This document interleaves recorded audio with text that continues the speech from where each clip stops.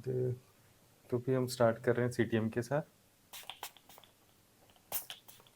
CTM CTM हम क्यों करते हैं स्टूडेंट्स? फेस को पहले क्लीन और प्रेप करना। हाँ, फेस को हम एक्चुअली मेकअप के लिए कंपैटिबल बनाने के लिए सीटीएम करते हैं। मैंने अभी इनके ऊपर टोनर अप्लाई किया एंड देन अभी मॉइस्चराइज़र के साथ। नॉर्मल स्किन है बट वेदर को कंसीडर कर रहा हूँ कि जैसे आजकल बाहर वेदर थोड़ा सा ड्राई है, तो हम स्किन को नरिश करके करेंगे सो दैट कि अगर हम कोई फाउंडेशन अप्लाई कर रहे हैं तो बाद में इनकी स्किन ड्राई ना हो जाए। ठीक है, तो ये चीज़ हमने हमेशा ही ध्यान में रखनी है। एंड आइज़ के ऊपर हम कौन सा प्राइमर यूज़ करेंगे बताओ?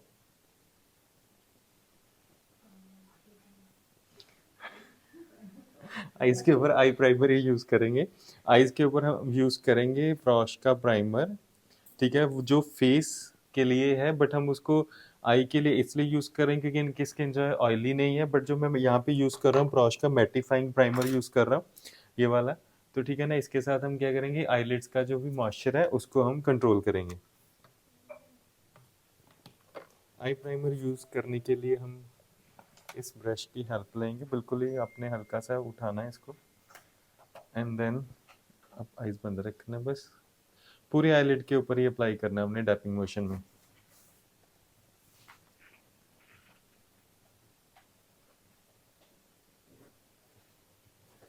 ठीक है, तो ये इसके साथ क्या होगा कि इसके साथ अगर एक क्लाइंट की आइज़ के ऊपर ऑयल प्रोड्यूस होता है या फिर कभी कभी होता है कि आइज़ ग्रीजी हो जाती हैं, या फिर ये होता है कि आपने आई मेकअप किया वो ज़्यादा स्टे नहीं करता एंड जो आप पिगमेंट्स अप्लाई कर रहे हो वो ज़्यादा इंटेंस नहीं आ रहे, तो जब हम आइज़ के ऊपर कोई ऐसा प्राइमर यूज़ करेंगे जो आई को मैटिफाइंग करेगा एंड देन कंसीलर जो आई बेस है वो हम थिक यूज़ करेंगे, तो जो आपके आई के पिगमेंट्स हैं वो अच्छे आएंगे, रिच आएंगे। यहाँ पे जो मैं पिगमेंट भी अभी यूज़ कर रहा हूँ, मैं फॉरएवर 52 का ही कंसीलर यूज़ कर रहा हूँ एज अ आई बेस। पूरे आई लिड के ऊपर हमने इसको अप्लाई करना है अच्छे से। जब भी हम आई बेस के लिए कंसीलर पिक करते हैं तो हमें ये चीज़ ध्यान में रखनी होती है कि स्किन के अकॉर्डिंग ही लेंगे। जो आई बेस है उसको हम स्किन से 3-4 levels down, means 3-4 level bright रख सकते हैं, लाइट शेड यूज़ कर सकते हैं एंड देन ब्रश के साथ इसको अच्छे से सेटल कर देंगे। अभी ये जो हम लुक क्रिएट कर रहे हैं ये एक ग्लैम लुक क्रिएट कर रहे हैं। इनकी ड्रेस काफ़ी अच्छी है, ऑफ शोल्डर है एंड पर्पल वाइन से कलर की है। तो इसके साथ मैंने डिसाइड किया कि जो मैं इनको आई मेकअप भी दूंगा वैसा सा ही दूंगा जो ड्रेस को कॉम्प्लीमेंट करे एंड लिप शेड को हम बिल्कुल ही न्यूट्रल रखेंगे। अच्छे से मैंने ब्लेंडिंग कर दी, ब्लेंडिंग करने के बाद हम ब्यूटी ब्लेंडर की हेल्प से इसको फिक्स कर देंगे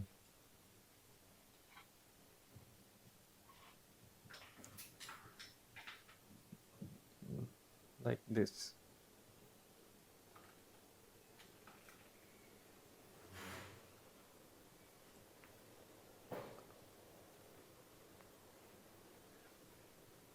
ठीक है, अब जो मैं इनके लिए आई मेकअप पिक कर रहा हूँ वो मैं यूज़ कर रहा हूँ शोपैरल की आई पैलेट यूज़ कर रहा हूँ, स्पेक्ट्रम 1। तो इसमें काफ़ी अच्छे कलर हैं, तो इनकी ड्रेस का कलर भी कुछ ऐसा ऐसा है। तो ये कलर मैं इनकी आईलिड्स पे करूँगा एंड इस कलर को जो डीप कलर है इसको मैं आई क्रीज के लिए, जैसे ट्रांजिशन कलर होता है उसके लिए मैं पिक कर रहा हूँ। पहले पहले हम ट्रांजिशन कलर अप्लाई करेंगे। ट्रांजिशन कलर अप्लाई करने के लिए हम आई के बिल्कुल आउटर से कलर को लिफ्ट करना शुरू करते हैं सी शेप में towards the nose, just like this. Transition colour में बिल्कुल ही न्यूट्रल रख रहा हूँ क्योंकि मुझे ये है कि जो इनका आई मेकअप है वो ज़्यादा हाईलाइट हो, विजिबल हो। एंड सेम एप्लीकेशन करेंगे हम दूसरी आई के ऊपर। ये जो मैं आपको मेकअप बता रहा हूँ ये काफ़ी क्विक मेकअप होएगा, मीन्स जैसे हम देखो अगर अच्छे ब्रांड यूज़ कर रहे हैं आपके पास, अगर रश है, ब्राइड्स आ रहे हैं तो आपको सबको रेडी भी करना है एंड फाइनल लुक जो है वो भी हमें होता है कि अच्छी हो, क्योंकि हमें इसलिए होता है कि हमें आगे वो ब्राइड जो है वो कन्वर्ट करती हैं और ब्राइड्स को। और दूसरा ये है कि अगर हमारा काम अच्छा होएगा तो क्लाइंट ऑब्वियसली अट्रैक्ट होता है और हमारी भी पिक्चर्स अच्छी आती हैं। बट उसमें एक चीज़ है, जब रश होता है तो आपने काम कैसे करना है, कौन से पिगमेंट्स आपने कैसे अप्लाई करने हैं और कितना फास्ट आप कर सकते हो। फास्ट करने के चक्कर में हमें किसी का डी डे स्पॉइल भी नहीं करना, ये चीज़ हमें हमेशा माइंड में रखनी होती है। तो मैंने ये कलर अभी अप्लाई किया, ट्रांजिशन कलर, एंड इसके बाद मैं करूँगा आईलिड के ऊपर इसमें। तो इस पैलेट की ये एडवांटेज है कि मैं यहाँ से जब कलर पिक करूँगा और इसको हम आई के ऊपर अप्लाई करेंगे, मैंने थोड़ा सा रिच ही पिक किया है सो दैट कि मुझे वन गो में ही अच्छी फिनिशिंग मिल जाए।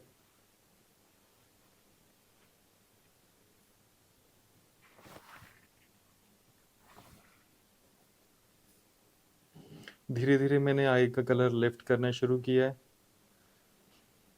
पहले तो इसको थोड़ा सा मैं बैलेंस रखूँगा क्योंकि मुझे ये बाद में लिफ्ट करना है कलर, और दोनों आईज पे आपने पैरेलल एप्लीकेशन करनी है,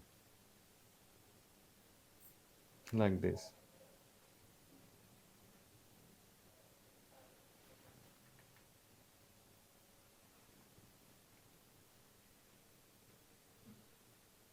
अब मैंने इसके ऊपर अप्लाई किया होलोग्राफिक शिमर, जो कि इसको 3D लुक देगा आई को, क्योंकि होलोग्राफिक में जो है वो शिमर्स पिगमेंट्स काफ़ी अच्छे होते हैं एंड स्मूथ भी हैं। आप देख सकते हो कि कितना अच्छे से ब्लेंड हो रहा है।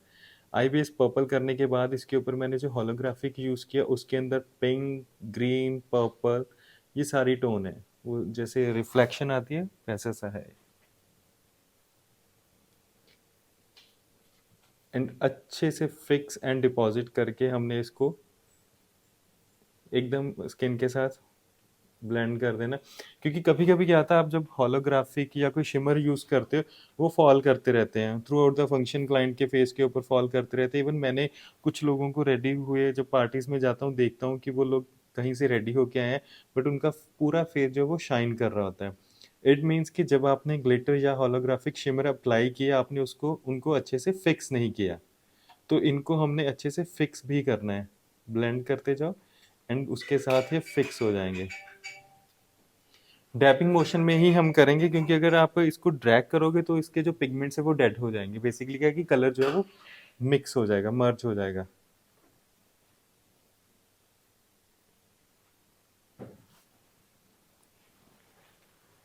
अभी हम करेंगे ब्राउ बोन हाइलाइटिंग।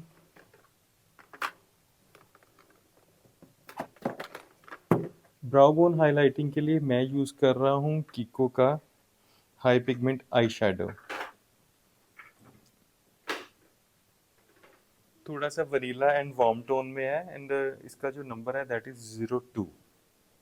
तो इसको मैं under the brow arc apply करूँगा एंड अगेन मैंने यहाँ से एप्लीकेशन करी एंड देन इसको स्मूथ कर दिया डाउनवर्ड्स एंड फॉरवर्ड सेक्शन में। ठीक है, आपने फर्स्ट गो में आपने सिर्फ मिनिमल सा ही प्रोडक्ट अप्लाई करना है। इन केस अगर आपको बाद में लगे कि आपको आईज के ऊपर और पिगमेंट ऐड करना है तो आप सेकंड टाइम कर सकते हो। कभी कभी ये होता है कि आप क्लाइंट को जब मेकअप अप्लाई कर रहे हैं, जैसे आई मेकअप हम सबसे पहले कर रहे हैं, तो उसमें या तो पहले आई मेकअप डल दिखता है या ज़्यादा ब्राइट दिखता है। रीज़न बीइंग कि जब तक हम पूरा आई बेस, आईज को लैशेस लगा के रेडी नहीं कर देते, ब्राउज हमारे डन नहीं होते, तब तक वो क्लाइंट को समझ में नहीं आता कि वो मेकअप ज़्यादा लाउड लग रहा है या न्यूट्रल लग रहा है। तो ये चीज़ विद एक्सपीरियंस हमें पता होती है। तो अभी जैसे मैंने इनके ऊपर बड़ा ही न्यूट्रल से अप्लाई किया है, बट मैं जब ब्राउज करूंगा, लाइनर करूंगा, इन केस अगर आफ्टरवर्ड्स मुझे लगेगा तो मैं इसको थोड़ा सा और रिच कर दूंगा। अब हम करेंगे लाइनर एप्लीकेशन। अभी हम लाइनर एप्लीकेशन कर रहे हैं। जो मैंने लाइनर लिया है that is from PAC. PAC का स्पॉटलाइट लाइनर है। आप देख सकते हो कि ये इतने सॉफ्ट पिगमेंट के ऊपर भी कितने स्मूथली फिक्स हो रहा है एंड मुझे फिनिशिंग मिल रही है, एक अच्छी सी फिनिशिंग मैं दे पा रहा हूँ अपने क्लाइंट के आईज के ऊपर। क्योंकि ये जो लाइनर है स्पॉट लाइन, ये जल्दी ड्राई भी नहीं होता और अप्लाई करने में काफ़ी स्मूथ है। बट हाँ, जब ये ड्राई हो जाता है एक बारी तो उसके बाद ये एकदम शार्प सी लुक देता है और ये प्रिंट भी नहीं आता। जैसे कभी कभी होता है कुछ लाइनर आप यूज़ करते हो, उनका प्रिंट आता है या क्लाइंट बोलते हैं कि वो स्मर्ज हो जाता है, तो इस लाइनर के साथ आपको वो दिक्कत नहीं आने वाली।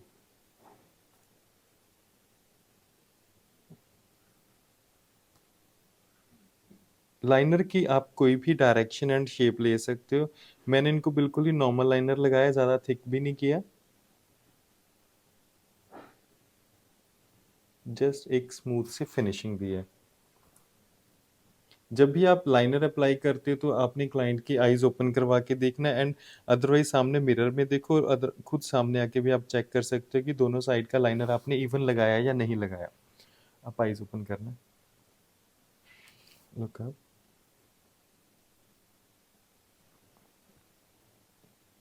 यस। तो अभी मेरे जो क्लाइंट है इनका लाइनर इवन लगा है, तो बट इनको भी मैं आईज क्लोज करने के लिए बोलूँगा, सो दैट जब तक मेरा लाइनर ड्राई नहीं हुआ तो इनको हम क्लाइंट को बोलेंगे कि आपने आईज क्लोज ही रखनी है, ओपन नहीं करनी। एंड वैसे नेक्स्ट, आजकल मतलब तेल वाले लाइनर ज्यादा ट्रेंड में है कि नॉर्मल। आजकल स्ट्रेट लाइनर ज़्यादा ट्रेंड में है और थोड़ा सा बोल्ड। जैसे हम ब्लैक लाइनर करके अप्लाई करके उसके ऊपर कोई कलर ऐड कर देते हैं, जैसे अब रेड्स में कर दो, ब्लूज में कर दो, वैसा कलर कर सकते हैं। तो अभी मैंने जो इनकी जो मैं लुक लेके जा रहा हूँ, उस लुक में मैंने इनको सिर्फ शिमर्स ही दे दिए कलरफुल, तो मैं अवॉइड कर रहा हूँ लाइनर कलरफुल करने के लिए। और अगर कलरफुल लाइनर देना है तो नीचे ब्लैक देना जरूरी है पहले। अगर आप ब्लैक के साथ कलरफुल लाइनर ऐड करते हो तो उसमें जो आपका जो कलर है ना वो अच्छे से विजिबल होएगा, इंटेंस आएगा। समटाइम्स क्या होता है कि आपने डायरेक्ट कलरफुल लाइनर अप्लाई कर दिया क्लाइंट को, बट वो ना डल लगता है, विजिबिलिटी नहीं होती, तो आपको मतलब बोलना पड़ता है कि मैंने कलर लाइनर लगाया। तो ब्लैक के कॉम्बिनेशन के साथ वो काफी उठ के आता है। जैसे नीचे ब्लैक अप्लाई किया ऊपर ब्लू या ग्रीन करोगे हाँ, तो ब्लू ज्यादा या इंटेंस। ग्रीन इवन पर्पल करोगे वो ज्यादा विजिबल होएगा।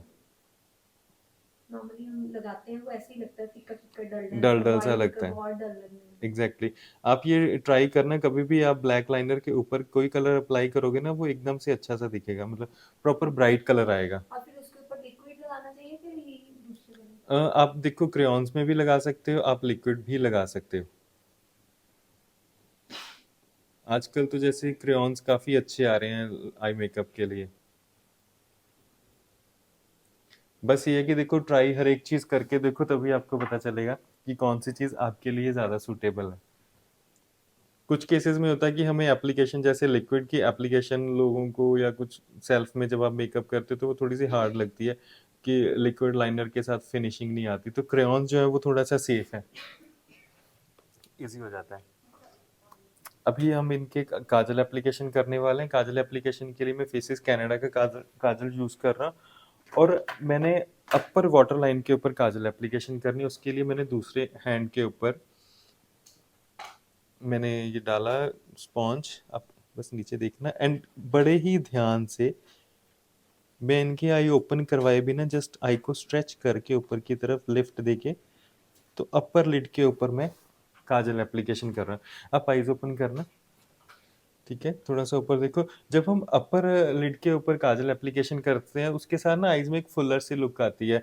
अगर आपको विजिबल हो तो लेफ्ट एंड राइट आई में काफी डिफरेंस आपको दिखेगा, ये प्रॉपर इंटेंस लग रही है, इसमें हल्की सी वाइट लाइन आ रही है। तो ये एप्लीकेशन अब दूसरी साइड भी कर देंगे।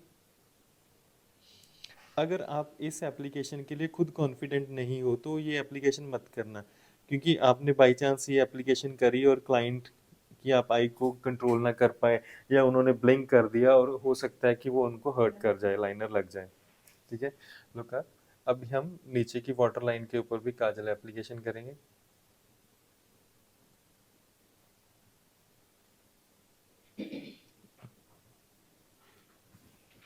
काजल एप्लीकेशन ऐसे पहले करना ज़्यादा सेफ रहता है, क्योंकि समटाइम्स आईज वाटरी हो रही हैं या फिर ड्राई हो रही हैं, इरिटेशन होती है। तो अभी जैसे मैं इनको ये एप्लीकेशन कर दूंगा तो मुझे बाद में आफ्टर बेस ज़्यादा दिक्कत नहीं आएगी इनकी आईज के ऊपर काजल एप्लीकेशन करने में।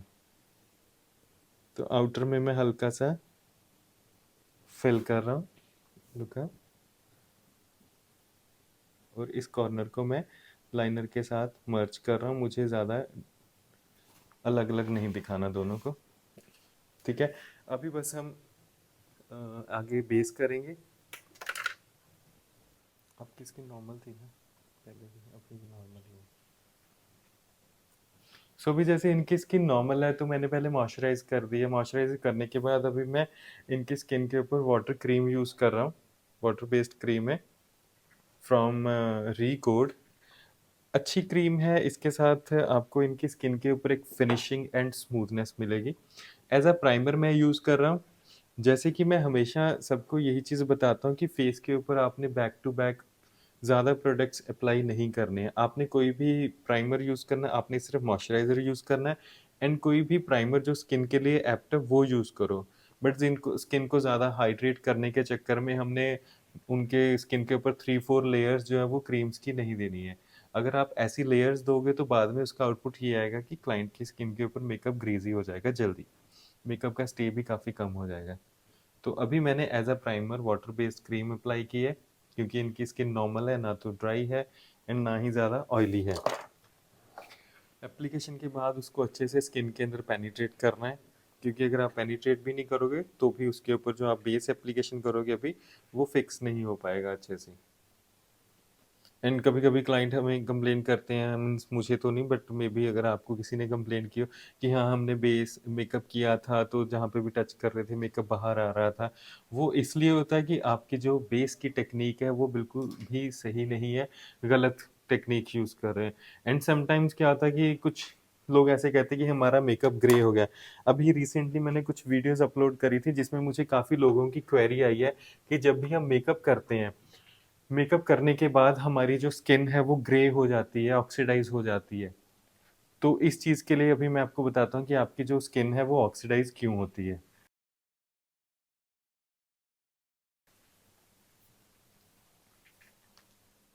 चलो जल्दी बता दो। मुझे प्रीवियस वीडियोस में काफ़ी लोगों ने ये पूछा है कि जब भी हम मेकअप करते हैं, मेकअप करने के बाद हमारे क्लाइंट की कंप्लेंट आती है कि उनकी स्किन या तो ग्रे हो गई या मेकअप ऑक्सीडाइज हो गया। तो ऐसा क्यों होता है वो मैं आपको बताऊंगा। क्योंकि आप जो बेस है वो बिल्कुल सही पिक नहीं कर रहे, आप उनको फेयर करने के चक्कर में या दो टोन लाइट करने के चक्कर में फाउंडेशन गलत पिक कर रहे हो। तो अगर किसी को हमने थोड़ा सा लाइट शेड में लेके जाना है या फेयर दिखाना है तो हम टेक्निक क्या यूज़ करेंगे। सबसे पहले मैं इनके लिए यूज़ कर रहा हूँ कंसीलर, जो कि हनी कलर में है, ऑरेंज में अवॉइड कर रहा हूँ। हनी शेड बेसिकली क्या करेगा, एक तो देखो आपके क्लाइंट की जो डिस्कलरेशन है उसको भी कंट्रोल करेगा और at the same time concealer का भी काम करेगा। बस आपने जब भी ये कंसीलर पिक करने हैं, आपने क्लाइंट की स्किन से 2 या 3 नंबर डार्क भी अगर आप पिक करोगे, देन उसके ऊपर आप लाइट फाउंडेशन भी लगा दोगे तो उनकी स्किन ऑक्सीडाइज नहीं होएगी।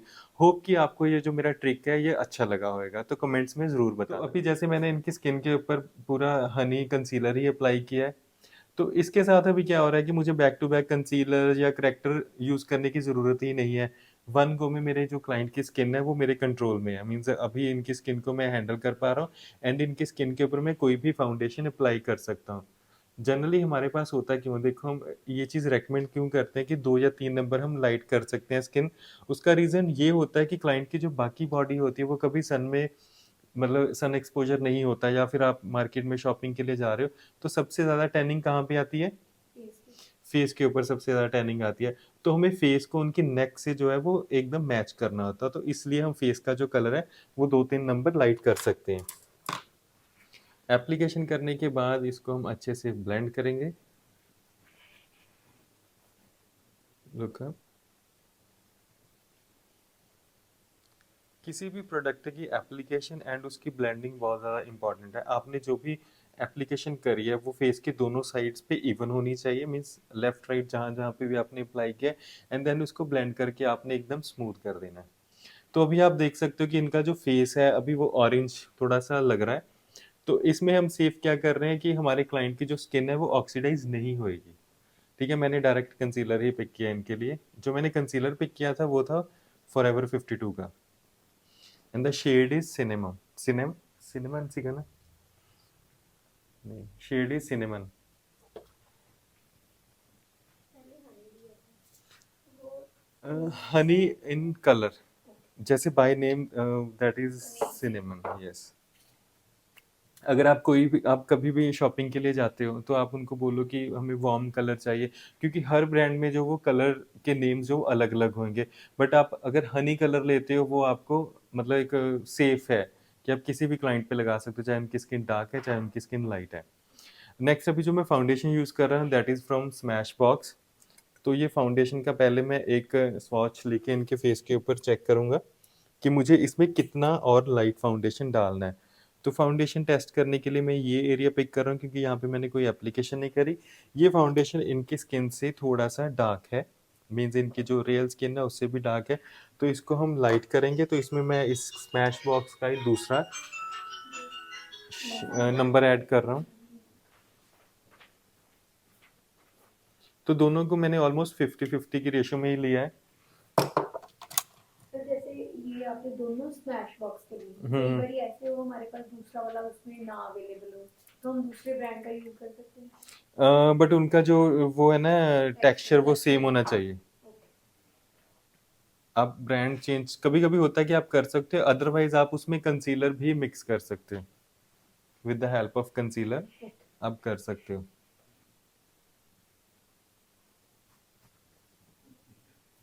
डैपिंग मोशन में हम इनको अप्लाई करेंगे। तो जब आपने एप्लीकेशन भी करनी है तो भी यहाँ पे मैं डैपिंग मोशन में नहीं कर रहा हूँ, डॉट डॉट नहीं अप्लाई कर रहा हूँ, फुल फेस को कवर कर रहा हूँ। जो भी फुल कवरेज फाउंडेशन होते हैं उसके साथ आपने फेस को ऐसे अच्छे से ही कवर करना है। अदरवाइज अगर आप डैपिंग मोशन में या डॉट से अप्लाई करोगे तो वो बाद में उनकी स्किन के ऊपर भी विजिबल होते रहेंगे बाद में, क्योंकि वो वहाँ पे फ्रीज हो जाता है जहाँ पे आप फाउंडेशन को अप्लाई करते हो। ऊपर दिखना। एंड बड़े ही ध्यान से हमने इनके close to the eyes application करनी है। आप इस तरफ देखना, मेरी तरफ। यस। एंड ब्राउज के ऊपर।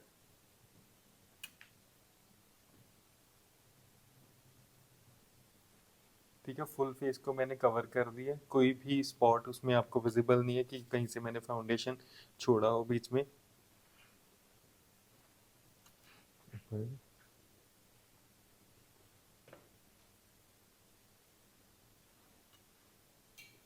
And this side.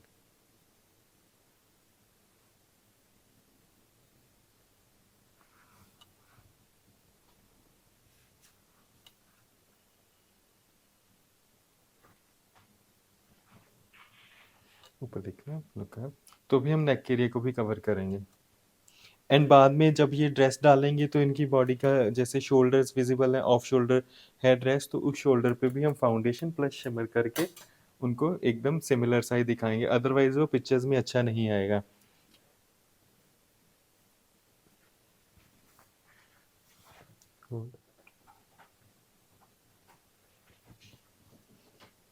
अभी फेस के ऊपर फाउंडेशन अच्छे से सेट मैंने कर लिया, ब्यूटी ब्लेंडर के साथ पूरा इवन कर लिया फाउंडेशन। फाउंडेशन इवन करने के बाद हम जो हाइलाइटिंग पॉइंट्स हैं उनको हाईलाइट करेंगे। तो हाइलाइटिंग पॉइंट्स को हाईलाइट करने के लिए मैंने यहाँ पे लिया एक लाइट शेड का कंसीलर फ्रॉम टू फेस। तो इसके साथ मैं अभी एप्लीकेशन आपको बताऊंगा कि हाइलाइटिंग पॉइंट्स कौन से होते हैं। एक तो होता है मिड ऑफ द फोरहेड। तो यहाँ पे मैं अभी डॉट्स लगा के इनको ज़्यादा देर के लिए छोड़ नहीं रहा हूँ, साथ के साथ ब्लेंड करूंगा, क्योंकि मैंने आपको ही बोला था कि अगर आप वहाँ पे सरफेस के ऊपर जैसे डॉट्स की फॉर्म में कोई फाउंडेशन या कंसीलर छोड़ते हो तो वो वहीं पे ड्राई हो जाएगा। तो हाइलाइटिंग करने के लिए अभी जैसे मैंने देखो फेयर कलर लिया था, आप लोगों ने सोचा कि उन्होंने तो फेयर कलर ले लिया, ज़्यादा वाइट कर देंगे। बट एक चीज़ आपने ये भी देखनी है कि फेयर कलर को मैंने लगाया कहाँ पे, जहाँ पे मैंने फाउंडेशन अप्लाई किया था। तो फेयर कलर एंड फाउंडेशन दोनों मिक्स होके एक न्यूट्रल सा कलर जो है वो सामने आया, मीन्स हाईलाइट भी हो रहा है एंड ज़्यादा वाइट भी नहीं लग रहा है इनका face. Look up. And under the eyes बिल्कुल स्लो मोशन में आपने डैपिंग डैपिंग उसमें करना है अप्लाई इसको, अदरवाइज क्लाइंट्स की आईज का थोड़ा सेंसिटिव पार्ट होता है, तो हम ज़्यादा हार्श नहीं हो सकते इस एरिया के ऊपर। एंड आप देख सकते हो कि मैंने हाईलाइट किया और उसके साथ फेस के ऊपर एक स्ट्रक्चर क्रिएट हो रहा है, आप इस तरफ देखना। ठीक है, और इसको हमने अच्छे से स्मूथ कर देना है इस एरिया की तरफ। कोई भी लाइन फॉर्म नहीं होनी चाहिए आपके मेकअप में बस। आप देख सकते हो लेफ्ट एंड राइट आई में कितना डिफरेंस आया है हाइलाइटिंग करने के बाद। And then tip of the nose, mid of the lip and mid of the chin, अभी ये एरियाज हम कर रहे हैं।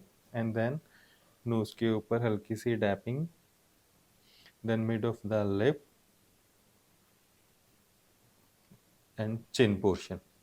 तो इनके ऊपर मैंने ऐसे ही हाइलाइटिंग कर दी और ये कलर धीरे धीरे एकदम इनकी स्किन के अंदर एब्जॉर्ब हो जाएगा, आपको पता भी नहीं चलेगा। ठीक है ना, बट हाँ पता चलना भी चाहिए क्लाइंट को, आपने मेकअप किया है तो मेकअप पता चले कि किया हुआ है। कुछ लोग क्या करते हैं कि मेकअप अप्लाई कर देते हैं, उसको जोर जोर से ब्लेंड कर देते हैं, तो वो सिचुएशन आ जाती है कि पता ही नहीं चला कि मेकअप करवाया है, ठीक है ना। तो ऐसे भी नहीं हमने करना है। मेकअप बेसिकली हम फिक्स कर रहे हैं उनकी स्किन के ऊपर, क्योंकि अगर हम मेकअप फिक्स करेंगे तभी तो हमें कोई रिजल्ट मिलेगा कि ये हमने। कौन सा यूज किया आपने? मैंने टू फेस्ड का किया है ये यूज। हाँ, आप फॉरएवर 52 का कर सकते हो, आप शपैरल का कर सकते हो। एंड अभी मैं ब्यूटी ब्लेंडर के साथ उसको अगेन कर लूंगा फिक्स। देखो मैंने हाइलाइटिंग इसलिए की क्योंकि हमारी जो रियल स्किन है उसके अंदर भी डिफरेंट शेड्स होते हैं, कहीं से डार्क होता है, कहीं से लाइट होता है। मेकअप के साथ जिसे हम एचडी मेकअप बोलते हैं, हम एक रिस्ट्रक्चरिंग कर रहे होते हैं वहां पे, भगवान ने करके भेजा है, देन उसके बाद हम उन चीजों को दोबारा से रिस्ट्रक्चर करते हैं। अभी जैसे हमने फाउंडेशन लगा दिया तो वो एकदम प्लेन हो गया पूरा फेस, तो उसमें कोई भी डेफिनेशन नहीं आएगी। तो डेफिनेशन देने के लिए हमें ये चीज पता होनी चाहिए कि किस एरिया को हमने हाईलाइट मतलब लाइट करना है एंड किस एरिया को हमने ब्राइट करना है। तो ये सारा करने के बाद अभी आप देखो इनके फेस के ऊपर आपको इनकी आईज एंड इनका नोज, इनके चिन डिफाइन होते हुए लग रहे हैं। एंड देन इसको बाद में हम पाउडर की हेल्प के साथ फिक्स कर देंगे। एच डी मेकअप का कुछ लोगों के लिए ये होता है कि एच डी मेकअप का मतलब ये होता है कि बहुत ज्यादा मेकअप लगा दो, तो वो चीज नहीं होती। एच डी मेकअप का एक्चुअल में मतलब ये होता है कि आप वहां पे जो उनके फीचर्स हैं उनको रिक्रिएट कर रहे हैं और एक डिसेंट वे के साथ फेस के ऊपर स्मूथनेस दे रहे हैं हम लोग। आप अभी ऊपर देखना, इनको मैं ऊपर देखने के लिए बोल रहा हूँ एंड उसके बाद मैं इनके under I lose powder application करूंगा। लूज पाउडर मैं यूज कर रहा हूँ एबीएच का, द शेड इज बनाना। क्योंकि बनाना मैंने इसलिए लिया क्योंकि जो मेरे क्लाइंट है इनकी स्किन ऑलरेडी वार्म टोन्स में है, तो इनके लिए जो बनाना शेड है वो सही है। तो अभी मैं इसको कवर में डाल के एंड थोड़ा सा यहाँ पे फिक्स कर दूंगा। लूज पाउडर को फिक्स करने के लिए आप ब्रश की हेल्प ले सकते हो जैसे मैं कर रहा हूँ, अदरवाइज आप किसी पफ के साथ, जैसे पाउडर पफ होते हैं उसके साथ भी इसको फिक्स कर सकते हैं लाइक दिस वे। सबसे पहले हमने आईज को लॉक कर दिया, देन उसके बाद हम इनको बोलेंगे आईज क्लोज कर लीजिए। रीजन बीइंग कि अगर हम अभी जैसे ये पाउडर एप्लीकेशन कर रहे हैं तो ये इनकी आईज के अंदर ना चला जाए। अगर आप ऐसे पाउडर एप्लीकेशन करते हो और क्लाइंट की आईज ओपन है तो उनके जो लेंस आपने डाले हैं वो भी ड्राई हो जाएंगे, आईज वाटरी हो जाएंगी, या फिर कुछ और भी हो सकता है, वो होने पे पता चलेगा। तो ये चीज आपने ध्यान रखने की आईज, सॉरी, क्लाइंट की आईज ओपन नहीं होनी चाहिए during the loose powder application. ठीक है, अभी अंडर आई कर लिया एंड नोज जो मेरे स्मॉल एरियाज थे वहां पे करने के बाद अब बिग पाउडर ब्रश के साथ मैं फुल फेस को पाउडर के साथ उनका मेकअप जो है वो लॉक कर दूंगा।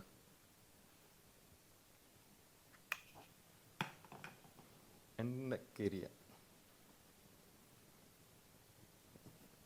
आपने जब भी ये सॉरी लूज पाउडर एप्लीकेशन करनी है आपने एक बारी में ही करना है, बार बार नहीं करना, या फिर आपने ब्रेक लेके नहीं करना कि हाँ कुछ फेस पे पहले कर दिया कुछ पे बाद में कर दिया, वैसे नहीं करना। अगर आप इसको वन गो में नहीं अप्लाई करोगे तो आपके क्लाइंट का जो फेस है वो पैची हो जाएगा, और जो पैच इसके साथ आएंगे वो आपको मेकअप रिमूव करना ही पड़ेगा। अगर आपने कुछ ऐसी गड़बड़ कर दी तो वो वैसे सेट नहीं होएगा। ऊपर दिखना, यस,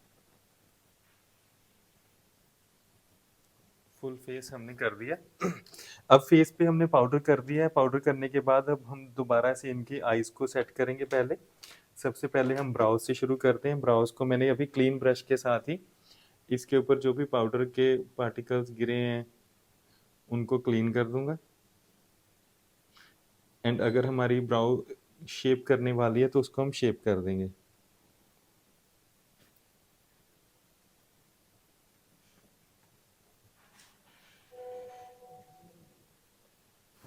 दिस वे, मेरी तरफ देखना।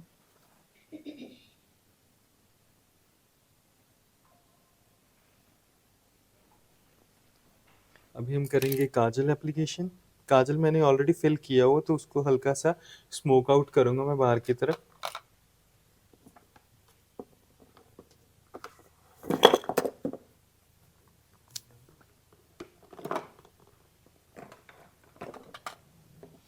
स्मोक आउट करने के लिए सबसे पहले मैं पिक कर रहा हूँ ब्राउन कलर, क्योंकि ब्राउन कलर के साथ ये सेफ रहेगा कि अगर मान लो कभी कभी होता है कि आप ब्लैक कलर अप्लाई करते हो वो एकदम से वहां पे पैच बन जाता है, तो ब्राउन कलर से स्टार्ट करेंगे। इस तरफ देखना, लुक।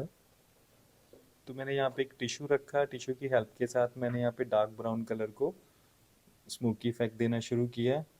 आउटर से स्टार्ट करेंगे एंड इनर की तरफ हम बिल्कुल लाइट ही रखेंगे इसका इम्पैक्ट। सेम एप्लीकेशन दूसरी साइड पे भी करेंगे। Okay.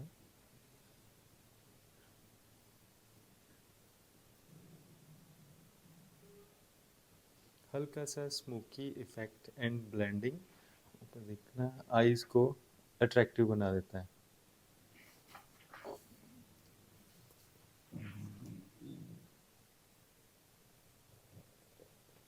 जैसे थोड़ा थोड़ा नीचे फॉल हो गया चीक्स पे। क्योंकि वो जो फॉल ऑफ हुआ है वो हम कंट्रोल कर लेंगे। अभी यहाँ पे मेरा लूज पाउडर जो है मैंने ज़्यादा नहीं रखा, बट मिनिमल सी क्वांटिटी में लूज पाउडर है, तो इसको बाद में हम लिफ्ट डस्ट कर आउट देंगे। करोगे, यस, डस्ट आउट यानी कर कि देंगे। आपने पाउडर ब्रश में पाउडर पिक करना है एंड देन इसको डस्ट ऑफ कर देना आपने। और अभी हम फ्रंट पे करेंगे आईज के।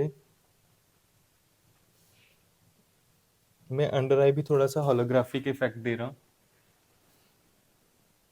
यहाँ से स्टार्ट करूंगा मिड से।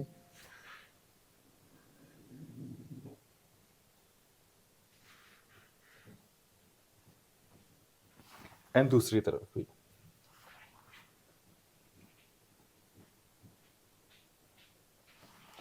ये करने के बाद अभी हमारे क्लाइंट की लैशेस रह जाएंगी। लैशेस हम बिल्कुल लास्ट में अप्लाई करेंगे। मस्कारा करके बस एक बार इनके आईज को हम छोड़ देंगे, देन फिर हम करेंगे उनका बाकी का बेस। सो अभी मैंने आईज के ऊपर मस्कारा करके डन कर दिया। लैशेस हम बाद में लगाएंगे। अब मैं मूव कर रहा हूँ बेस की तरफ। मैं इनके फेस के ऊपर अभी कंटूर करूँगा। कंटूर के लिए मैं सिर्फ under the chin he contour कर रहा हूँ। ऑलरेडी इनका फेस जो है वो स्लिम है, शेप में है, तो बट अंडर द चिन मुझे एक शेडो तो देखो क्रिएट करना ही है। तो अंडर द चिन मैंने एक शेडो क्रिएट किया एंड चीक बोन के ऊपर भी बिल्कुल मिनिमल सा ही अप्लाई करूंगा। ज़्यादा मुझे शार्पनेस देने की ज़रूरत ही नहीं है इनके फेस को, क्योंकि फेस देखो जिनका ऑलरेडी स्लिम होता है। कभी कभी क्या होता है कि कुछ क्लाइंट्स को ये होता है कि हमारा फेस स्लिम है, फोटोज़ में भी आफ्टर मेकअप काफ़ी स्लिम आता है, तो हमें स्लिम नहीं दिखाना है। मेरे एक स्टूडेंट भी है जो सामने खड़ के मुझे इशारा कर रहे हैं कि सर मैं उनमें से एक हूँ जिसको होता है कि स्लिम नहीं दिखाना। तो उस फेस के ऊपर हम ज़्यादा शार्प कंटूर नहीं करते। ठीक है, under the chin just shadow create करो एंड देन चीक्स अगर आपको लगता है कि करनी है करो, नहीं तो आप अवॉइड करो। ब्लशर करो, फिर उनका फेस ज़्यादा स्लिम नहीं आएगा। बट कुछ क्लाइंट्स ऐसे होते हैं जिनको होता है कि हमें अपना फेस जैसा है वैसा उसी शेप में दिखाना है, देन हम कंटूर करेंगे फेस को। मैं यहाँ पे जो ब्लशर यूज़ कर रहा हूँ दैट इज़ फ्रॉम शॉपेरल। काफ़ी अच्छा स्मूथ सा सूदिंग सा पिंक शेड है। नाम भी इसका लिली है। ठीक है, तो मैंने लिली ब्लशर अप्लाई किया। बफ कर रहा हूँ, बिल्कुल सॉफ्ट से लुक दे रहा हूँ ब्लश के साथ इनको। आपने कभी भी जब ब्लशर पिक करते हो ना तो एकदम से ज़्यादा कलर पिक करके देन आपने अप्लाई नहीं करना। उसके साथ क्या आएगा कि एक पैच बन जाएगा। तो आप इसको स्मूथली सॉफ्टली हल्का हल्का से ऐसे पिक करते जाओ, डैप करके डिप करके, एंड देन एक ब्राइटनेस सी फेस के ऊपर हमने देनी है। ज़्यादा शार्पनेस ब्लशर के साथ नहीं देंगे। आप ऊपर देखना।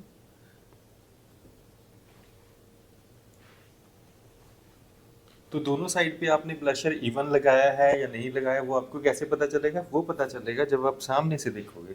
आप मेरी तरफ देखना।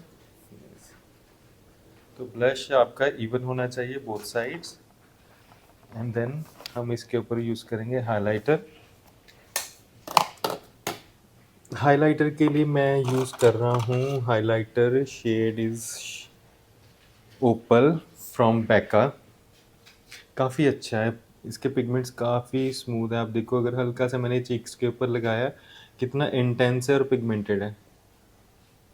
चीक्स के ऊपर एक स्मूथनेस है, कुछ ज़्यादा हार्ड पार्टिकल्स नहीं, जैसे होता है ना हमें हार्ड पार्टिकल्स फील होते हैं, तो वैसा कुछ भी नहीं है। हल्का सा ही आपने अप्लाई करना है और एकदम से आपकी जो चीक्स हैं वो ग्लो कर देंगी। काफ़ी स्मूथ है। मेरे तो one of the favourite highlighters में से एक है ये वाला। एंड नोज के ऊपर मैं बिल्कुल फिंगर के साथ हल्की सी लाइन ड्रॉ करूँगा